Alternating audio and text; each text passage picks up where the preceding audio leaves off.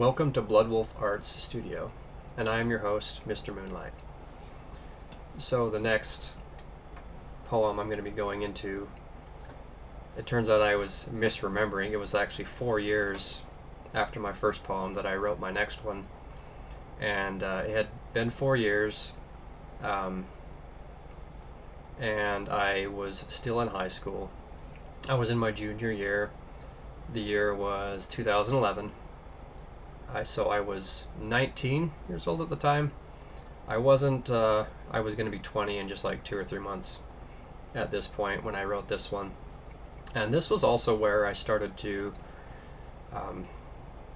write poems more regularly. And I noticed where I started to pick them up, looking at the dates of the poems, they started to become a little more regular. And I remember around this time was also when I actually started to compile it, and I started to get the idea of, I was going to make this into a series, and had the inspiration and the insight and the idea just in general that I wanted to create a poetry series that captured my life experiences. And some of the big things that were going on in my life at this point was that, and I just remember from the last one, I was starting to get into, like, I was 14 years old, like puberty had just hit. I was just starting to get into like dreams, starting to write down dreams having to do with getting married. At this point, there was a lot more focus on getting married. At this point, I also had a few potential choices, and one of them was my first crush from when I was a child, like 8 years old. And so we were like the same age. We went to school together, and I had come forward as a choice. I talked to the parents. I'd been talking to leadership, and there was one of them that I just had a dream about, and I was talking to the leader, Paul, because it was really weird. There was a lot of focus on dreams, and as part of the culture, and this is part of some of the skewed aspects of the culture, and you'll see it in some cultures. And I've talked about this in some of my videos that I've done on one of my other platforms. Is there's actually one of my choices was actually someone who was like 10 years younger than me at the time, and as such as the culture, they was supporting me to start integrating myself into girls' lives who were not even teenagers yet at this point. And that was one of my choices at this point, because that's how it is in the culture. Is you basically, there's no age restriction on who you get to consider as a choice. And there's a whole video I did. I talked about how they do this arranged marriage kind of stuff. That's part of the culture. So there was a few choices. It was kind of all over the place. Someone that I like, the dream I had at the time, there was a choice that I felt like it was someone who was not in the order that I was going to be bringing into the order, and then someone who was basically my same age, one of my cousins, and then also another one of my cousins who was like 10 years younger than me. And at this point, then basically getting married was like the biggest thing I thought about, because that's such a high priority to basically just get married as young as possible. And so that was some of the big stuff. And there was a lot of stuff going on in my life about going to the dances, because in the DCCS, the dances are basically just for getting married. It's like a very controlled environment to associate, like that's the only purpose. Like there's rules, you can only dance with girls like once unless you have special permission, and there's a whole thing. I had a conversation with someone in one of my comment sections of a video I made a while ago. It was very Victorian era. And I also had started to get into the teacher training program. I was striving to like be like the top of the best of the best. Like I was sitting front row in my Sunday school classes, and I wanted to be a Sunday school teacher. And that's where a lot of my focus was. It was like there was a lot of really trying to figure out how the belief systems and how the spiritual practices worked in the order, how the cultures work. I was studying books, talking to the leadership when I would schedule meetings, and I was talking to my parents a lot, and we was all just kind of this big, huge collaboration of making my life work, whether it was like getting married and going to school and being like super high in the church and getting into priesthood and I mean, he's 19 years old. So a lot of stuff going on, and just feeling a lot of the pressures, and also just a lot of the struggles of just like actually having any type of socialization, especially because I grew up on the outlier aspect of the order, really far away from the heart of the order up on the farm in Idaho. And so that was something that a lot of people struggled with on the farm, also was a lot of socialization, because we're already in this isolated community, but we're like on an isolated aspect of this isolated community. And I just remember so much at the time,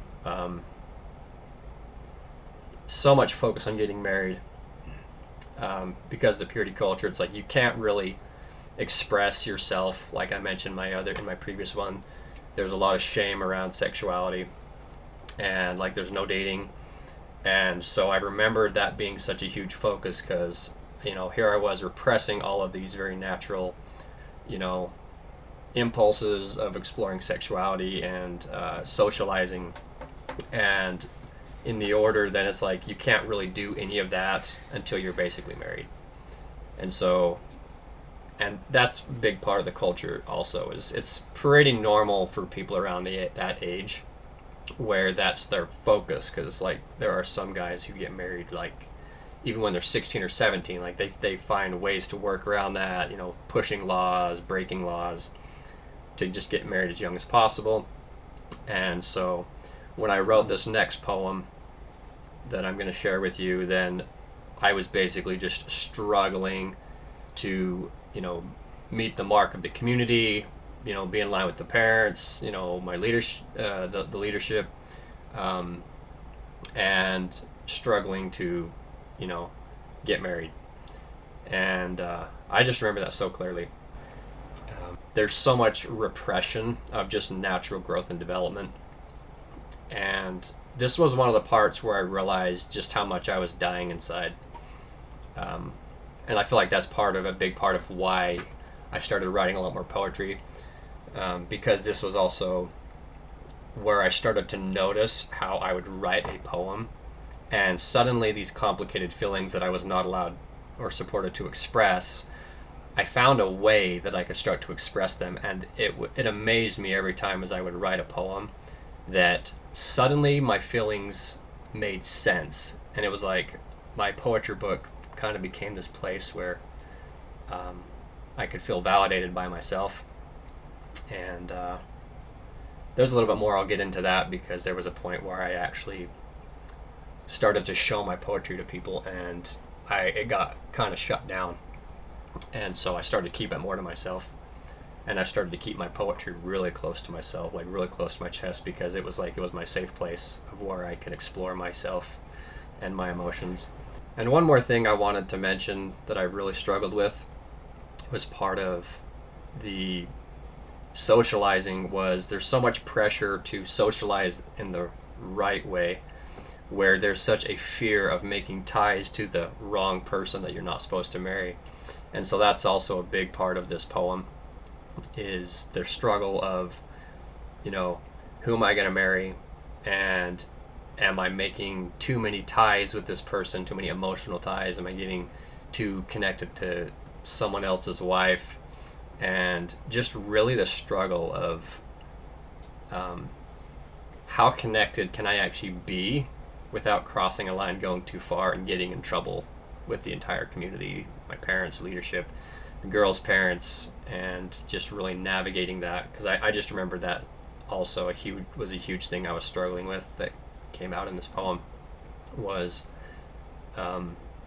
really struggling to walk the line of not making too many ties or not socializing too much, because there is such a thing in the culture, socializing way too much, and then you end up not getting married to them, and then it becomes a problem, and just this whole ordeal.